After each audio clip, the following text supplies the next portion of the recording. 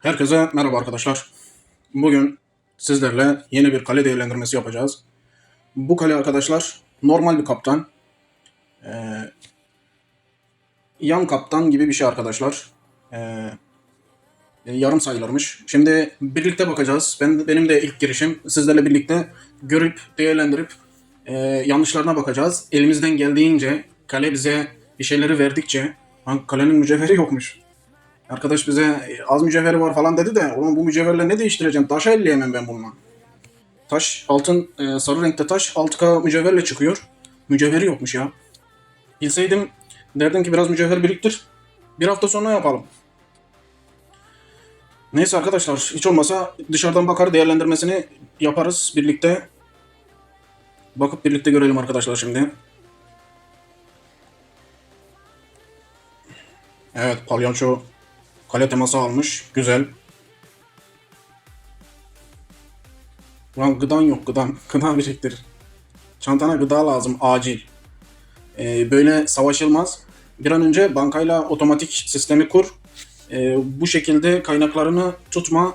Her zaman milleti bulamazsın. Bankayı da her zaman bulamazsın. Bu kaynaklarını biriktirmeye çalış. Yağma yap, bankaya gönder. Sonrasında da bankadan al bunlar burada biriksin. Sürekli çantayı kullanayım yapma. Şimdi kale temalarına bakacaktım arkadaşım. Evet.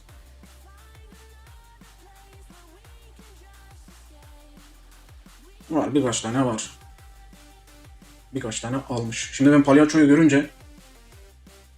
görünce ondan gözü buraya diktim. Çünkü palyaço pahalı. Bunun yıldızlaması da sıkıntı. Ondan dolayı buraya bir bakmak istedim. Şimdi arkadaşlar en sonda mıyız? Evet böyle bir kale.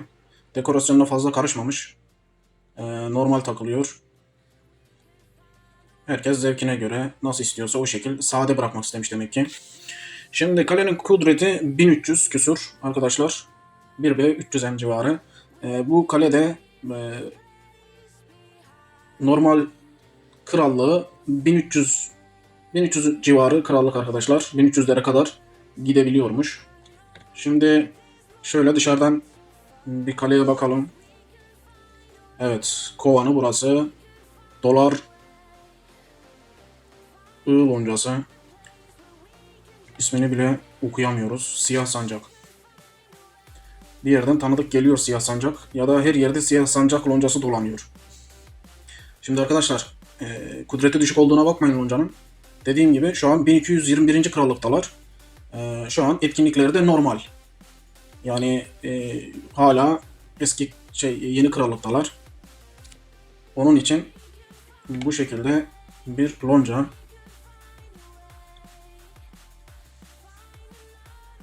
Şöyle bir göz atalım arkadaşlara. Evet burada bir tane kaptan var mesela.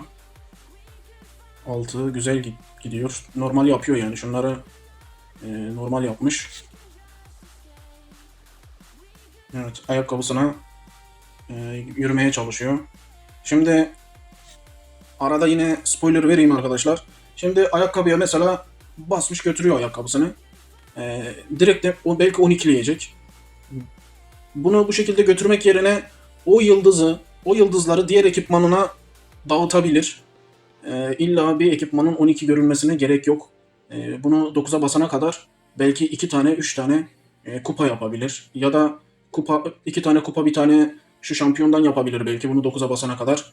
Tam olarak hatırlamıyorum ama daha çok SLD alır. Bunu 9'a basana kadar ondan 2 tane ya da 3 tane başka ekipmanla mixlese. Eğer mix ekipmanı buysa daha çok işe yarar. Bunu da size söylemiş olayım. Şimdi evet. Bizim kaptan dışarıdan nasıl görünüyor? Evet canavar ekipmanındaymış. 8 kutsaması var. Dekorasyonu. Evet. Dediğim gibi arkadaşlar normal bir kaptan. Krallığa yeni gelmişler. Krallıkta hedef falan çok. Yanında bir Türk loncası görüyorum. Buna da değinmeden geçmeyelim arkadaşlar. Bu da oduncu. Lider de güzel isim koymuş. Arkadaşlar böyle iki tane Türk loncasını yan yana gördüm. Şimdi benden sürekli hangi loncaya katılabilirim istekleri geliyor. Gösteriyorum arkadaşlar size. Yeni krallıktakilere, buralara, bu loncalara gelebilirsiniz. Daha yüksek kudretli bu dolar loncasına, biraz daha normal kalelerde TC loncasına katılabilir. Değerlendirmenizi kendiniz yapın arkadaşlar. Şimdi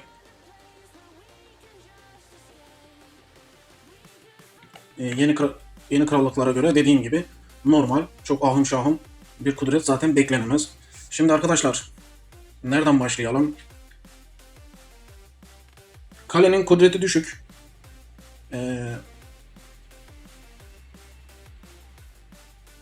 Ulan kışlayı bulsam bakacağım da arkadaş, ben kışlayı mı göremiyorum? Ha, burada. Ya. Oo. Evet. Şimdi bu arkadaşımıza ne söyleyebilirim? Şimdi sen direktmen T2 basman lazım. T2 askere yoğunlaş. Bunları yap. Biraz savaştan uzak dur. Tutmaya çalış kendini. Eğer ki savaşıyorsanız tabii T4 üzerine gidiyorsun da hiçbir zaman zaten asker sayını göstermemen lazım. Onun haricinde T2 yapman lazım. T2'nin yanında şunlar normal kalabilir. Ama T2 asker sayını arttırman lazım. Ama bu kudretlerde olmak zaten askerinin az olması normal yani dışarıdan baktığında. Millet belki anlayabilir. Ben olsam anlarım yani.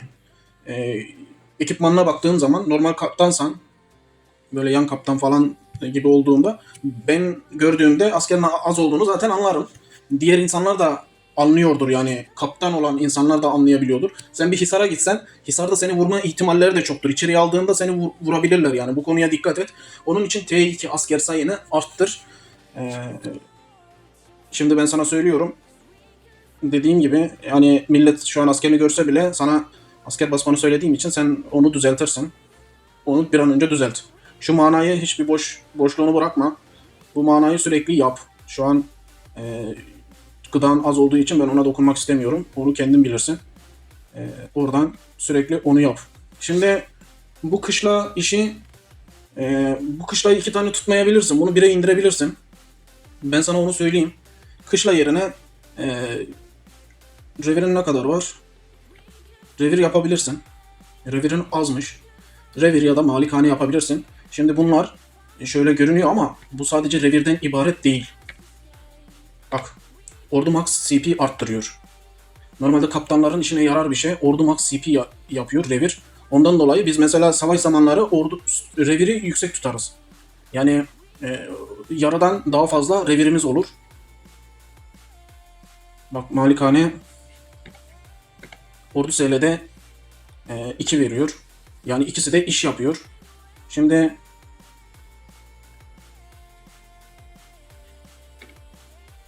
gördüğün gibi bu ordu savunma veriyor kışla. Onun için revirle malikane daha mantıklı savaş zamanlarında falan. Biz öyle yapıyoruz. Yani sen de bu konuya dikkat et. Şu an bakamıyorum hangisinden aslında çok yapmışsın. Değerlendirsen güzel olacak da 4 tane, 2 tane malikane gördüm. Kışladan 2 tane gördüm. Ha, yukarıda malikane yapmışsın. Asker daha fazla, daha hızlı şekilde asker üretmek için malikane yapmışsın. Dediğim gibi bir tane kışla yıkatabilirsin. Onu da çevirebilirsin yani. Revire çevirebilirsin. Şimdi dediğim gibi neye bakalım? Ekipmanına bakalım senin. Ekipmanın şurada süvari. Evet. Dur o zaman. Dur. Şimdi ben orada illaki bir şeyleri gördüm. Yanlış. Kabin. Taş. Şöyle bakayım bir. Elinde ne var? Max CP. Max CP. Piyade ile süvari. Şurada SL'de var. 2 tane piyade. Evet, 2 tane de menzilli var. Menzilli süvari var. Şimdi arkadaşlar geldik süvari ekipmanından başlayalım. Şimdi süvari ekipmanında şu başta eldivende gördüğümüz 15, buna yıldız çakmış, bu güzel. Ama şu şampiyon taşını buradan çıkar. Buna burada gerek yok. Bunu çıkar buradan. Buraya normal süvari CP koyabilirsin diyeceğim, bir dakika. Acaba sen bunu mixte mi kullanıyorsun? Dur şimdi. Aa, sen bunu mixte kullanıyorsun. Yo. 6-5-9 yapmışsın sen bunu. Başka nerede? 6-9-5.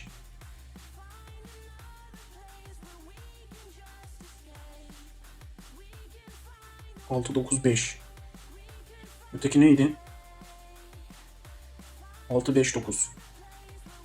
Ya şimdi bu ekipman öyle bir ekipman ki ben gördüğüm kadarıyla bunu sen hepsine yetiştiremezsin. Hmm. 8-6-6 demiş. Ya şimdi tek tipleri öyle bir yaymış. İçeriği öyle bir yaymış ki. Yani neredeyse tüm ekipmanlar e, bu formlarda kullanılıyor gibi bir şey çıkmış ortaya.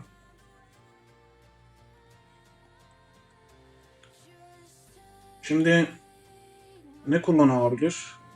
Tam olarak bunun ekipmanı nasıl ya? Bakıyorum çözülemiyor. Şimdi burada ne var? Eldiven var.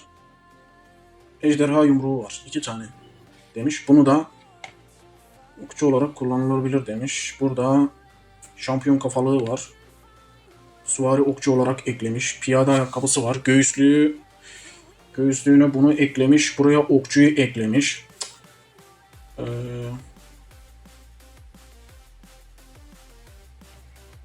Şurada bir şeyler var mı diye bakıyorum. Burada da yok. Şunlardan hariç bir şey yok.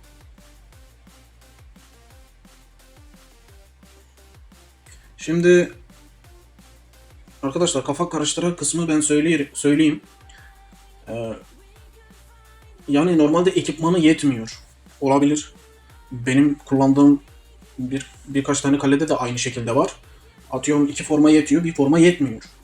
Bu şekilde olabiliyor. Onun için her şeye kullanmaya çalışmış. Aslında bu bunun için yeterli değil. 6-5-9'a mesela bu yetmez. Zaten taşları yarım. Ee, Taşları yarım ve zaten bu şey değil. Mitik değil. Ne demiş? 32 veriyor mesela. 9-6. 32, 9, 6. Hangisi şey? Şu da söyledi. Şu.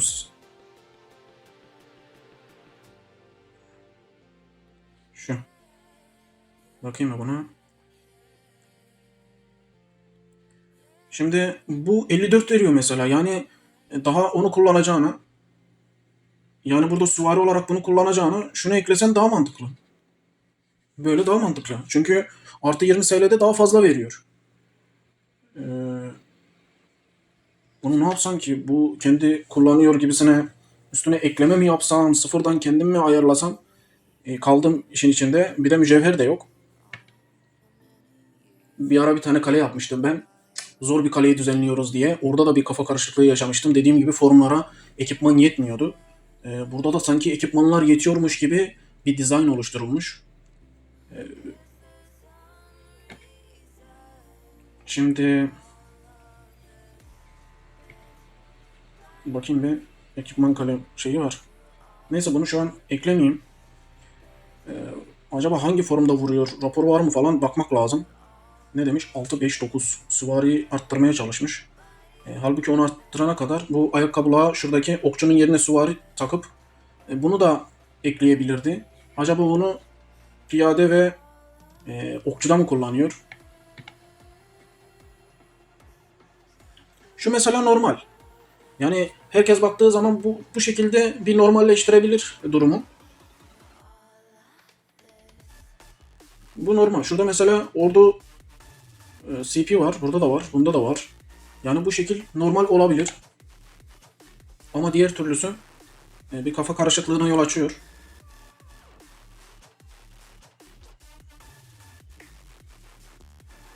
Şimdi burada piyadeyi arttırmaya çalışmış.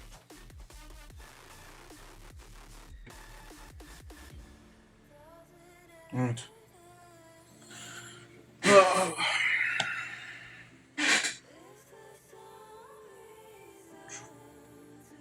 Şurada okçuyu arttırmaya çalışmış. Burada da zaten düzeltememiş. Taşı yetmemiş. Şimdi tek tip mesela piyade nerede? Şurada. Şimdi tek tip piyadede mesela şunu mixte kullanmıyor. Bu taşı alıp şu taşı alıp neredeydi o? Şurada. Pardon. Şurada. Eldivenin şuraya taksa daha makul. Çünkü mixte sen bunu Hisar'da üstte eğer savaşıyorsan mix ekipmanını düzeltmen daha uygun. Bunu mor yerine sarı takman lazım. Bunu da aynı şekilde okçu yerine piyade takman lazım. Bunu zaten buna piyade takarak, bu piyade ve süvari zaten. Buna piyade taksan bu ekipman senin işine direktmen yarar. Ayrı ayrı ne yaptın ben kestiremiyorum. Şu ekipmanın aslında dediğim gibi normal iş yapar. Şunu mixlemiş bu şekilde. Olabilir, yapılabilir bir durum. Ona bir şey demiyorum. Ama şunda piyadeyi üstelemiş. Burada da zaten max CP var. Şunda. Burada bayağı max CP var. Yani bunu istesen bir tane süvari de olsa buna piyade takıp okçu takmak yerine oraya da koyabilirsin. Bunun yerine şöyle daha iyi görünebilir yani ekipman. Böyle daha iyi görünebilir yani ekipman.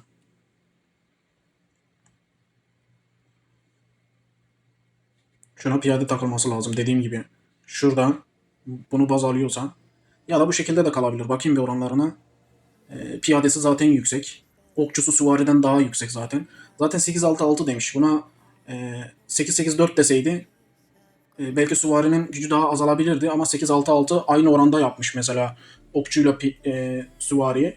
Onun için bu şekilde durabilir yani bu. Dediğim gibi bu burada durabilir. Burada bunu piyadeye çevirebilirsin. Şu taşı. Buna piyade sarı piyade taşı tak. Buna aynı şekilde sarı piyade taşı tak. Bunu söyleyebilirim sana. Şimdi burada mesela mixte kullandığın ekipmanla şuradaki atıyorum şunu sarıyı tak. Tek tipte illaki bu sarı taş vardır sende. Ona sarıyı tak bence. Dediğim gibi burada da başka bir şey yok. Bunu da bu şekilde kullanıyor. Bunda da zaten ordu CP var arkadaşlar. Normalde menzilli bu. Menzilli bu.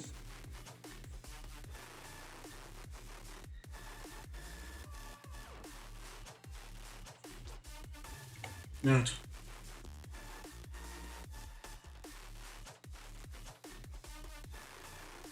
Keşke mücevheri olsaydı. Bunu baştan aşağı yapsaydık diyorum. Çok kafa karıştırıcı bir mod da. Neyi nereye koysan zaten bir şey yapıyor. Piyade okçu. Tamam. Dediğim gibi arkadaşlar zaten bu piyadesi yüksek. Buraya şampiyon kafalığı koyulabilir. Nedeni de şu. Ordu CP'sini arttırıyor bu.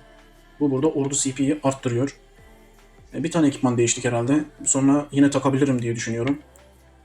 Onun yerine başka bir yere acaba ordu CP takmış mı? Bu şurada yanlış. Okçuda.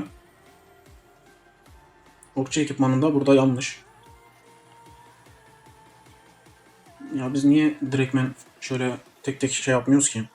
İlk önce arkadaşlar kusura bakmayın siz de eğer şey yaptıysak biraz dediğim gibi kale terse denk geldi. Kafa karışıklığı yaşıyoruz. Bazı insanlar da diyor ki ya düşünmeden sanki takır takır konuşsun. Ya arkadaş burada düşünerek yolumuza bakıyoruz yani bir değerlendirme yapıyoruz. Video uzuyorsa uzuyor.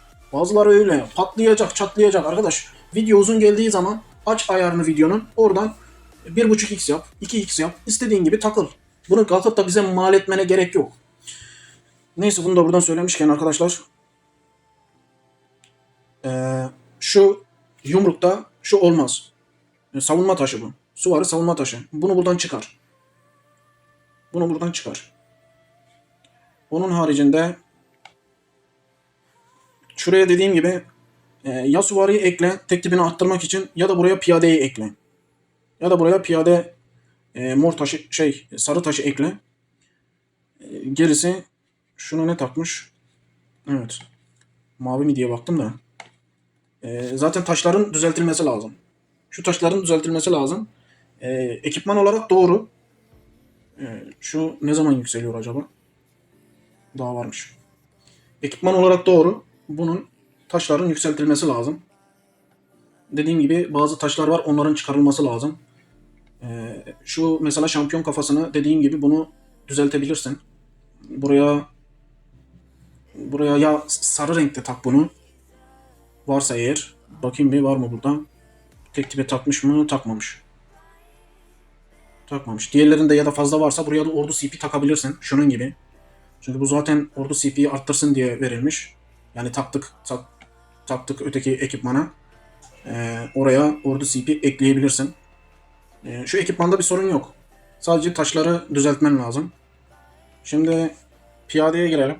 Piyadede şampiyona yürüyor diye görüyorum ben. Evet, şampiyona ne kadar var? Şampiyonada yolu var bayağı. Şimdi evet, tek tipte kullanıyor. Buna diyecek bir şey yok. Bu da ordu SL'de veriyor zaten. Buna diyecek bir şey yok arkadaşlar. O şekilde kullanmış. Farklı bir şeyler öneririm ben ona ama saldırı değerini düşürür. İşe yarar. Ekipmanı da iyi gösterir ama saldırı değerini düşürür. Bu aynı şekilde bunun yükselmesi lazım. Bu da piyade. Bu ne zaman artıyor? Buna az kalmış. Buna az kalmış. Bunun haricinde şurada evet mavi oraya aslında olmamış. Neyse şimdilik kalsın. Ya da buraya CP taşı varsa sarı CP taşı tak. Ayakkabıyı zaten mixte kullanıyor. Burası da normal. 2 tane kupası olduğu için mecbur dehşet şişesini kullanıyor. Evet, bunda da şunda taş yok. Şuna baktım da. Şimdi piyadede normal. Bunu düzelttiği zaman normal arkadaşlar. Buna da diyecek pek bir şey yok. Kendisi ayarlamış. Okçuya girelim. Okçuda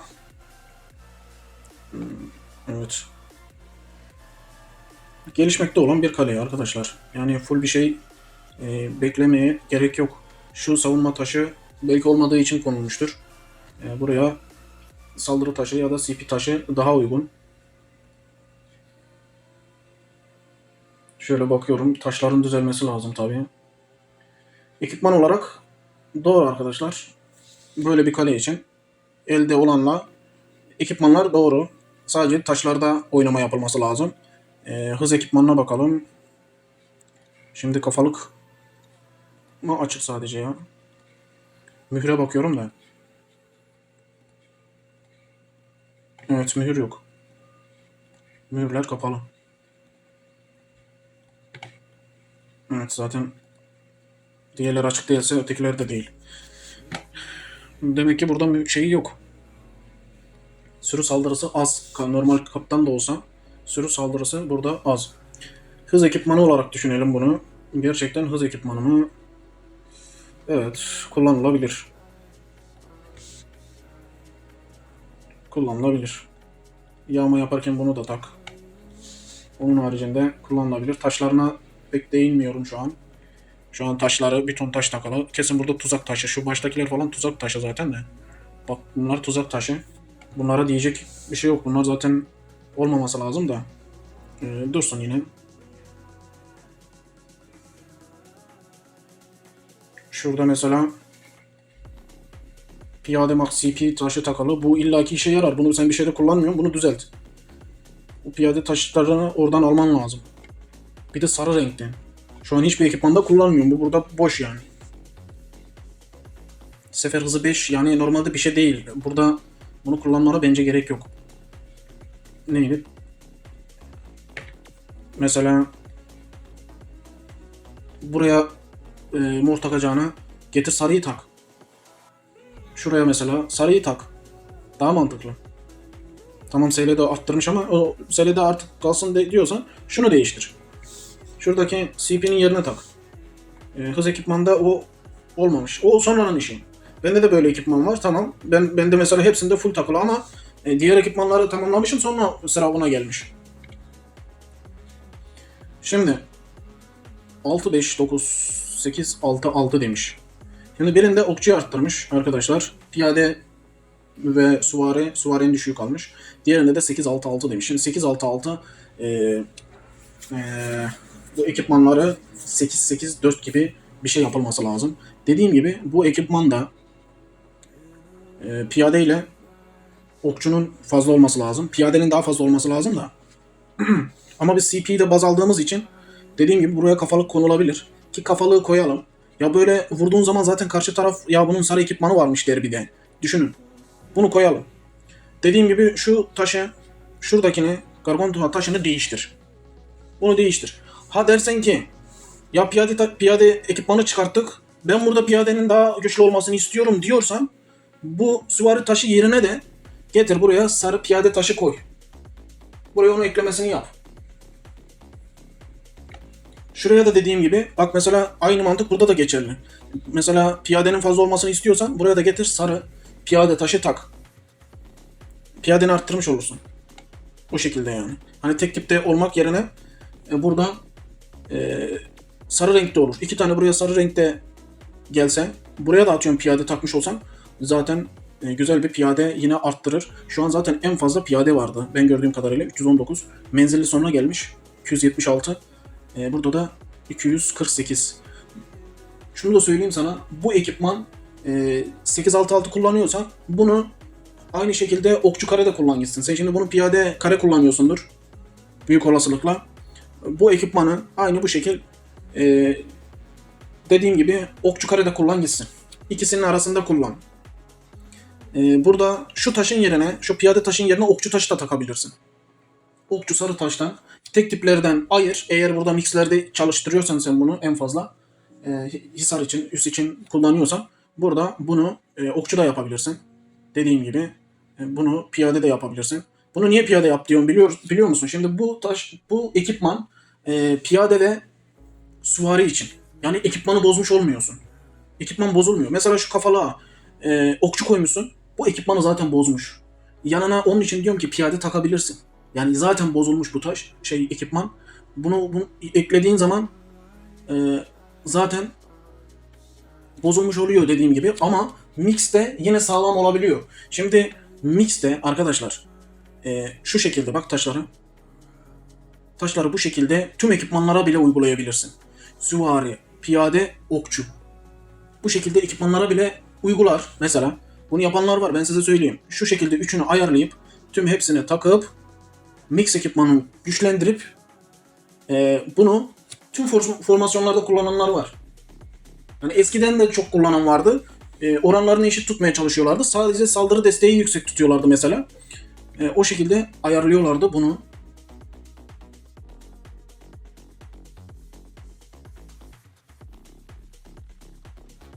Şimdi dediğim gibi bu şekilde aslında kalsın. Ben bunu ekleyeyim. Taşını elleyemeyeceğim. Şimdi buradan artık videodan izleyerek ona bir ayar çeksin kendisi.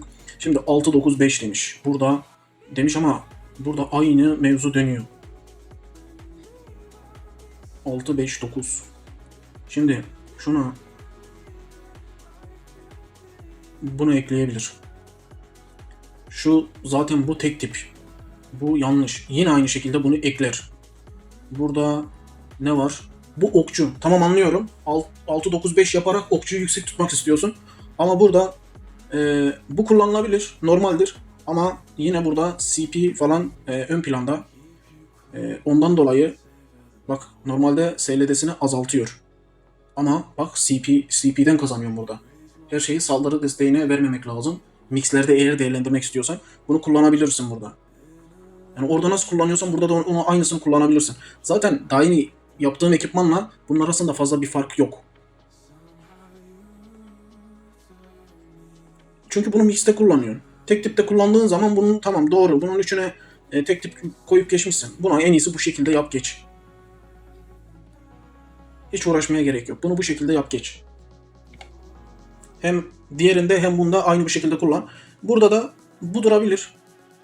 Dediğim gibi bu durabilir. Diğer ekipmanla tek farkı ne var? Aslında bir şey de yok. Şunun taşını yükselt. Şuradaki sav taşını çıkar. Bunlar buraya olmaz. Ha, buraya ne yapabilirsin? Buna piyade taşı istersen tak. Ekipmanı bozar mı? Tek tipte bozar. Ama işe yarar mı? Yarar. Niye? Bunu mixte kullanacaksın. Senin okçun ve piyaden daha yüksek olması lazım. En düşüğü süvari olduğu için. Aynı şekil diğer taraftaki gibi burada da geçerli. Buna ekleme yapabilirsin yani. Piyade taşı takabilirsin. Tek tip saldırı değerin düşer sadece. Bunu her halükarda düzelt. Buna piyadeyi tak. Okçu da taksan olur. Buraya geldin okçu taksan olur. Diğer tarafta mesela piyade taksan olur. Ama ekipman aynı ekipman. Burada da aynı şekilde. Bunun yerine piyadeyi tak mesela. Bunun da okçu taşını yükselt. Buraya da zaten söyledim. Ordu CP taşın yeterse buraya onu tak. Bunun haricinde hiçbir şey bulamıyorum. Bunu da 2 tane ekipmanda kullanacağım mesela. Buna da piyade taşı bile taksan olur. Sarı piyade taşını yapıştır geç. Şampiyon taşın yetmiyorsa şuradan CP taşı dediğim gibi artı 20 saldırı taşı taksan da olur. Şimdi şurada şunun için hastalık yüzüğüne buraya piyade taksan da olur. Çünkü zaten bunu mixlemişsin. Bunu mix ekipmanda kullanıyorsan ikisinde de kullandığın için buna mix yaptığın için buraya yine piyade saldırı taşı sarı olarak takabilirsin. Evet arkadaşlar. Son olarak 6-5-9 ekipmanına bakalım. Şimdi normal olarak söylüyorum arkadaşlar. Burada 8-6-6 iş yapar. 6-9-5 tamam ikisi iş yapar. Bunlar zaten ikisi de 8-8-4 gibi bir şey. Sadece oranlarını arttırmış. Biri piyade formasyon vurayım diye. Birinde de okçu formasyon vurayım diye sayıyı arttırmış. Bu şekilde bir şey çıkarmış. Bu oranlar herkeste değişiyor. Dediğim gibi kimin 8-8-4 yapıyor mesela. Bu mesela 8-6-6 yapmıştı. Bu piyade vuracağım diye. Burada 8-8-4 yapıp piyade de vurabilir. Okçu da vurabilir. Burada piyadeyle vuracak. Burada da okçuyla vuracak. Büyük ihtimal. Ondan dolayı onları arttırmış. Şimdi son olarak şuraya gelelim. 6-5-9 demiş. Yani bu süvarisi fazla. Ondan sonra piyade, ondan sonra da okçu geliyor demek. Şimdi diğer tarafta buna değindik zaten. Bu eldiven yumruk. Yumrukta şunu değiştirmesi lazım. Bu savunma taşı. Bunu değiştirip burada ya tek tip düzgün saldırı taşı takacak. Gargantua. Mecbur onun gibi bir şey takacak. Ya da bunu da mix diyecek. Bunun yerine atıyorum piyade takacak. O zaman da tek tipi düşürecek işte. Bunlarda yapacak bir şey yok arkadaşlar. Ya tek tipi düşürecek ya da süvari devam etsin diye buraya süvari saldırı taşı takacak. O şekilde devam edecek. Şimdi burada dediğim gibi şurada kafalıkta ya buraya piyade takacak. Zaten mixlemiş. Ya bunu da karıştıracak tüm şey için. Formasyonlar için. Ya bunu piyade takacak ya ordu şampiyon taşı takacak. Ordu CP. Ya da süvari saldırı taşı takacak. Gargantua. Burada göğüslükte de ben piyade takmasından yanayım. Şu baştaki kılıçtaki gibi piyade saldırı taşı takabilir. Daha normal olur çünkü o ekipman hem piyade hem süvari. Burada ayakkabı sıkıntı. Ayakkabı niye sıkıntı? Şimdi şöyle baktığımız zaman 365'e 188 227. Ayakkabı sıkıntı çünkü sarı renkte. Bunu bu şekilde yapabilir aslında. 310'a 307 208 oluyor. Şimdi burada şurası sorun oluyor. Bu sorunu gidermek için de arkadaşlar burada ya bunu kullanacak. Tamam süvari saldırı değeri düşecek ama şurada 12 düşüyor. Şurada 22 ordu CP artıyor. Yani ya bunu takacak çünkü zaten süvari saldırı taşı takmış. Ya bunu böyle takacak. Bu sefer de piyade fazla oluyor. sıkıntı yok. Yine CP arttırmış oluyor. Ya da dediğim gibi şunu takacak. Bu şekilde ayarlayacak. Yani süvarisi fazla olsun diyorsan süvari saldırı değeri bu şekilde dursun. Ama CP'ler üzerine oynuyorum diyorsa yani CP veren ne varsa onlardan takıp geçecek. Ama normalde onun işte yapması gereken bu şekilde arkadaşlar. Şu ayakkabıya aslında dokunmuyorum. Bunu kendi değiştirebilir. Ondan dolayı buna pek dokunmuyorum arkadaşlar. Ama şunun yerine mesela şuradaki şampiyonu bu kafalığa takabilir. Kafalı takınca burada bir tane boşluk kalıyor. Buraya da süvari sarı saldırı taşı da takabilir. Yani ekipmanı nasıl çevirirseniz çevirin. Bir şekilde yerine oturtturuyorsunuz ama sadece sistemi bozuluyor. Tek tip sistemleri bozuluyor. Dediğim gibi çoğu kalede taş yetmiyor. Ekipman yetmiyor. Her şeyi kullanamaz. Bunda önce yapılacak şey bu kadar arkadaşlar. Çok çok ayarlanamaz. Çünkü 6-5-9 demek bu kalede kupalar yerine burada şampiyon atıyorum olması lazım. İşte ne bileyim hatta buraları bile düzenlemek lazım. Bu ekipmanlar çok çok ileri derecede ekipmanlar değil. Yani bu kalelerle ancak bu kadar yapılabilir arkadaşlar. Ekipmanları söyledik. Şimdi 6-5-9 dediğim gibi eğer ki çok çok dokunacağım işte birbirine katacağım ne olursa olsun diyorsa burada şu kupaları her şeye kullanacağı için şu ortadaki dehşet taşlarını çıkaracak. Şuradaki kafalıktaki sarı taştan süvari 2 tane de buraya koyacak. Bu şekilde süvari saldırı değeri hepten artar. Yani nasıl istersen o şekilde yap kardeşim. Ben sadece söyleyip geçiyorum. Dediğim gibi mücevherin az, yeterli değil. Yani şu an dokunamam. Sadece değerlendirmesini yapıp geçiyorum. Şöyle kaydedeyim ama bunu. Bu şekilde dursun. Canavar ekipmanın taşları falan altın. Hoş dursun bu şekilde. Bir tane fake yapmışsın.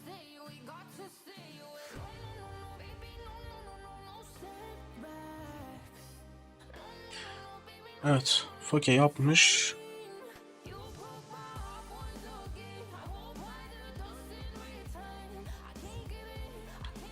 Neyse bunu kendi kendine ayarlamış bir şey. Ona hiç dokunmaya gerek yok. Biz neye bakabiliriz başka? Arkadaşlar şuradan taburu düzenleyelim. Şimdi süvariye ne koymuş bakalım bir. Şöyle şu ordu SL'de onun için başa bunu koymuş. Tamam. Tamam.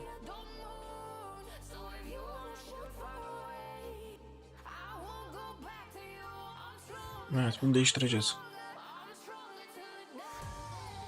Çünkü bu sadece savunma veriyor %50. Ama bu hem süvari CP veriyor hem de süvari savunma veriyor. Yani bundansa bu daha iyi. Onu seçtik. Şimdi yoldaşlar kötüymüş.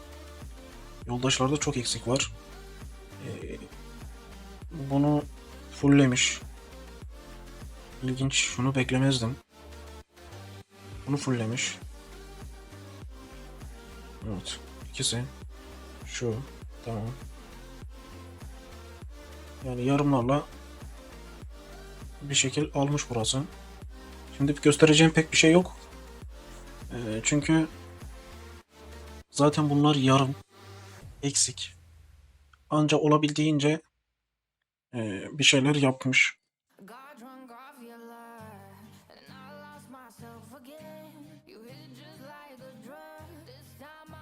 İdare eder. Burası şu an idare eder bu. Süvariyi geçelim. Asker sayısına dokunmuyorum. Kendisi ayarlamış. Ne demiş?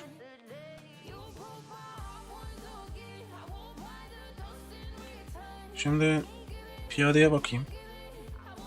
Piyadede evet. Piyade düzgün. Yani elindekilere göre düzgün. Bunu geçelim. Burada aynı şekilde şu. Bakın arkadaşlar bunu pupa rüzgarını neye yaparsanız yapın. Bunu bir tane yaptınız mı hepsinde kullanabilirsiniz. Mix'te bile kullanabilirsiniz. tek tip saldırılar mixte her şeyde işe yarar. Evet, bu piyade, şu piyade. Tamam, ayarlamış.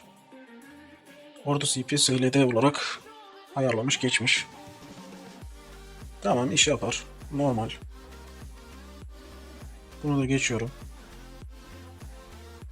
Gelelim okçuya. Okçuyu, evet, burada bir tane yine paralı herosu varmış. Şunu koymuş. Bunu koymuş. Evet, bu da normal arkadaşlar. Okçusu da kalsın. Yoldaşına bakmadık. Yoldaşı da ikisi dediğim gibi pupa rüzgarını kullanmış yine. Evet. Bu da normal arkadaşlar. Sadece bunlar seviyesini arttırması lazım. Sadece dediğim gibi seviye arttırması lazım. Şimdi üst 1 demiş. Bunu ne yapmış anlamadım. Onun için buna dokunmuyorum. Taburda çok fazla şeye girmiş. 8-4-8'i ortaya çıkarmış. 8-5-7 yapmış. 6-5-9 zaten var da. Yani 2-3 var. 2 tane burada fazla var. Bir de mix yazmış. Mix'te de eşitlemiş herhalde. Şimdi hızlı hızlı bari yapayım. 8-4-8. 8-4-8'de neyse askerine uğraşmayacağım. 8-4-8'i yapalım arkadaşlar burada. Bunların hepsi yanlış.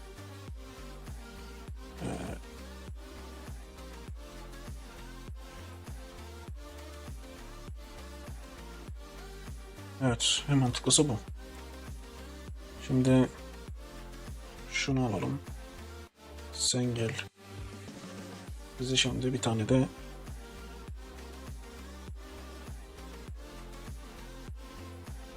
bir dakika ya, bu kaçtı? 8-4-8. 6-5-9'un şeyini yapmış ya. Şunları dediğim gibi çıkardık. 8-4-8. Şunları eklediydim. Sonra bekçiyi aldık. Bir de bunu alalım. Yemin tutan. Evet. 8-4-8 arkadaşlar. Burada yine eksik var. 8-4-8. Bunu koyduğuna göre kesin okçu karede savunacak bunu. Koyabilir. Kendisi bilir. Şunu koyup süvari karede de savunabilir. Neyse biz yoldaşlara bakalım. Yoldaşlar zayıf. Süvari, menzilli, piyade, okçu. Neyse ayarlamış kendine göre. Tamam, buna hiç fazla dokunmuyorum. 6-9-5. 6-9-5 demiş. Yine girdik. Evet, bunu koymuş. 6-9-5. 2 tane piyade lazım. 3 tane okçu koymuş. Bunu buradan aldık. Şuraya. Tamam, bu şekilde dursun.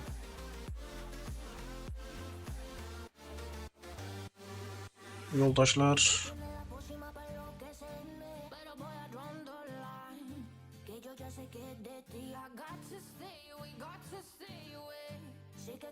bir tane yoldaş fazla, şuraya menzilli lazım. Evet, böyle yeter. 8-6-6 demiş. 8-6-6.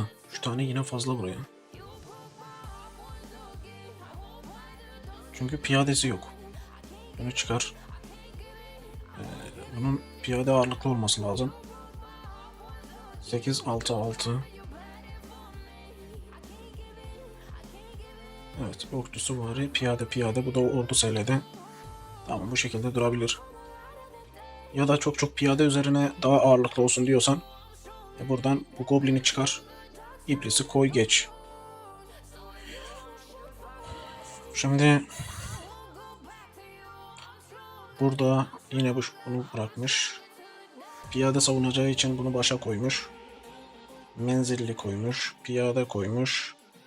Süvari koymuş. 3 tane ondan, bir tane ondan.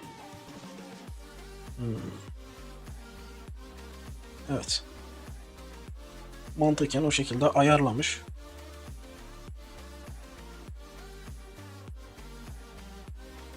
Tamam, ona bir şey dokunmayalım. 8-6-6 demiş. Bunu yapamamış zaten. 252 olmuyor.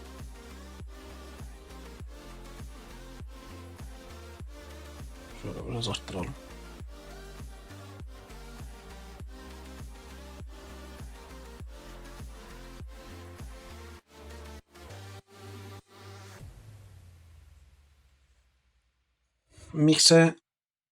Mix'e dokunmuyorum arkadaşlar. Ama Mix de garip ya. Neyse bir dokunayım. Mix'te de bir gariplikler var. Şunları çıkar. Şunu çıkar. Şunu ekle. Şunu çık. Bunu ekle. Gel bakalım. 2 1 1. Bir tane daha piyade olsun. Yani en makulü böyle. Askere bakmıyorum da. Şuraya da bakayım. Evet, paralı. Hepsine paralı koymuş. Tamam, bu şekilde dursun o zaman. Şimdi 8-5-7 demiş. Yapmamış. Bu herhalde asker atmayı yapmış ya. Kaptanlar acaba onları istiyor, ondan mı böyle yapmış geçmiş? Ben Hisar'a içtima açmayı falan düşündüm ama galiba bu şey yapmış. 200K gönderiyor ya, ona göre ayar yapmış herhalde. Ama bu da 6-5-9 ayarlamış. 6-5-9 ayarlamış. Bu nasıl olacak? Şimdi doğru, bunu ayarlamam lazım. Ya adam 6-5-9 önerde bunu yapıyorsa, yani şurada şunu baz alarak onu yapıyorsa, neyse bunu da ayarlayayım. Şimdi şunları bir sil. Şunu ekle. 6-5-9'du. Süvariyi ekle. Şunu da ekle.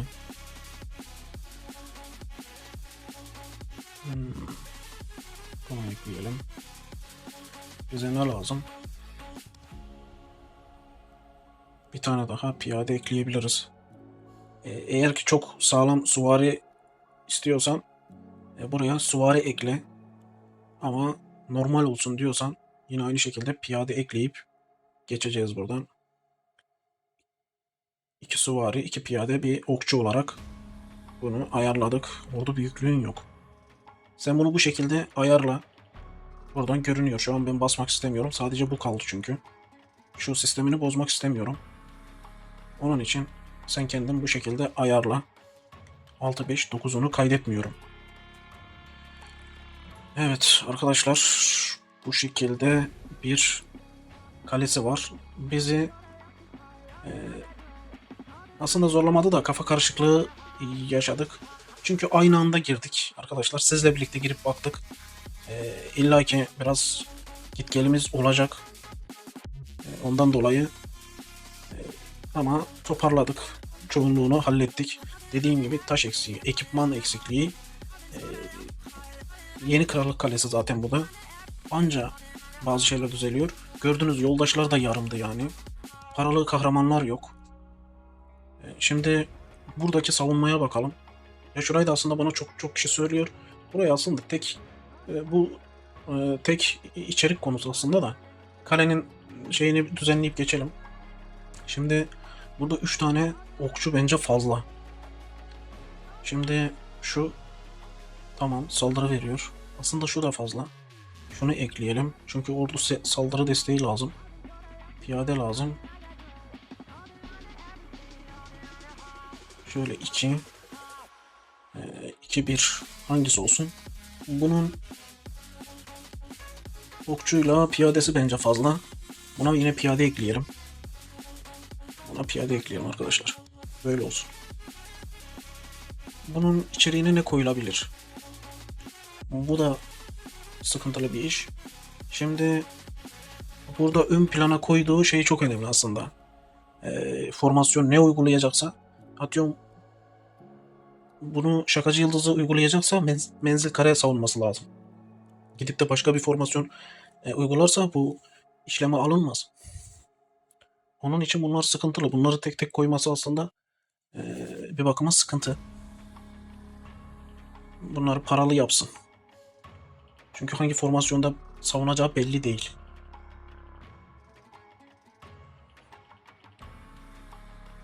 Okçu, piyade, piyade, okçu.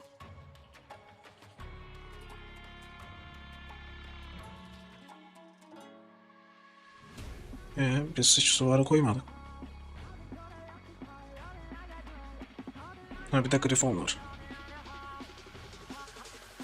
Şu piyadeyi alalım bir tane. Şu dursun. Yine bu şekilde kalsın. Şimdi senin asker sayın az. Bunlar işleme girer. Şu an herhangi bir sıkıntı çektiğin zaman, işlem olduğu zaman bunlar şu an sende devreye girer. Ama şunları başa koyduğunda, şu üçlüyü onları başa koyduğunda sıkıntı yaratabilirler sana. Çünkü bir tanesi işlem yapar, diğerleri kalır. Ya da tutturamazsın. Dediğim gibi sıkıntı çekebilirsin. En iyisi şu an senin asker sayın az olduğu için illaki bunların hepsi devreye girer. Bu şekilde kalsın. Evet. Savunmayı da ayarladık. Ekipmanlara baktık. Eserler muhabbetine aslında girmek istemiyorum. Herkes nasıl bir şekil yapıyorsa o şekilde yürüyebilir. Kimisi eserinin fazla olmasını göstermek ister. Kimisi direkt saldırılara falan işe yarar bir şeylere takmak ister. Bunda fazla bakılacak bir şey yok bence. Ne kadar kendi kendini arttırırsan o kadar iyi. Ya biz genellikle kalenin normal içeriğine baktık. Fazla bir düşünecek bir şey yok. Bu şekildeydi. Şimdi şunu söyleyeyim. Savunmada da en sağlam ekipmanım bu. Daha yeni baktım değiştirmiş kendi kendine. Tekrar bunu falan koymuş. Değiştirmene gerek yok. Eldiven kalsın çünkü çok güzel max CP'si var. Bunu unutma. O şekilde kalsın.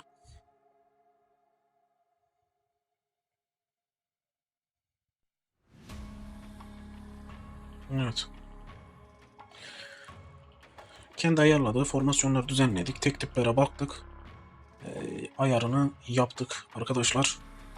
Ama dediğim gibi uğraştırıcıydı çünkü baktığın zaman normal bir kaptan hisarlarda aslında vuruşması sıkıntılı. Ekipmanı yoldaşlardan daha iyi. Kahramanlardan daha iyi. Bunu söyleyebilirim. E, Ama hisarlarda sıkıntı çeker bu kale. Hisarlarda falan bu kale sıkıntı çeker arkadaşlar. Böyleydi bugünlük videomuz. Arkadaşlar bayağı uğraştık. Bayağı zamanında bizim de zamanımız bayağı alın gitti. Ee, Uğraşıyoruz, emek sarf ediyoruz. Olabilir, bizim de eksiklerimiz, kusurlarımız olabilir. Sizlerin de olabilir arkadaşlar. Bizlerle paylaşmaktan geri durmayın. Ee, Bizlere iletin, söyleyin, yazın. Yorumlarınızı bekliyoruz. Videolarımızı beğenmeyi unutmayın. Videolarımızı paylaşmayı unutmayın. Kanalınızın gruplarında paylaşın, gösterin. Ee, Ya bunca sene oynuyorlar arkadaşlar. Arkadaşlarınıza şunu söyleyin. Ya oynuyoruz ama bir tane danışmanımız olsun deyin. Bir tane danışmanınız olsun deyin. Bizi takip etmeye başlasınlar. Eksikliklerini gidersinler. Şimdi öyle kaleler çıkıyor ki göstermesen, yanlış yaptığını söylemesen senelerce o yanlış üzerine gidiyor. Bizim de yanımızda oynayan bir ton adam var. Adamlar bazıları ne yaptığı belli değil. Tek tek yakasından tutup da bir şeyleri göstermesen, öğretmesen anlamayacaklar. Gerçekten herkes o oyunu bildiğini zannederek oynuyor. Halbuki herkesin eksiği var. Herkesin eksiği var arkadaşlar. Çünkü oyun sürekli kendini yeniliyor, yeni güncellemeler geliyor. Yani bir yerde birilerine ihtiyaç duyuyor herkes. İlla klanın var, klanındaki herkes bu işi bilecek diye bir şey yok. Belki birine soruyorsun, adam doğru bildiğini zannederek seni yanlışa götürüyor. Bunu bilemezsin. Bunu profesyonel birilerine sorman lazım. Elimizden geldiğince gördüğünüz gibi ayarlamaya çalışıyoruz.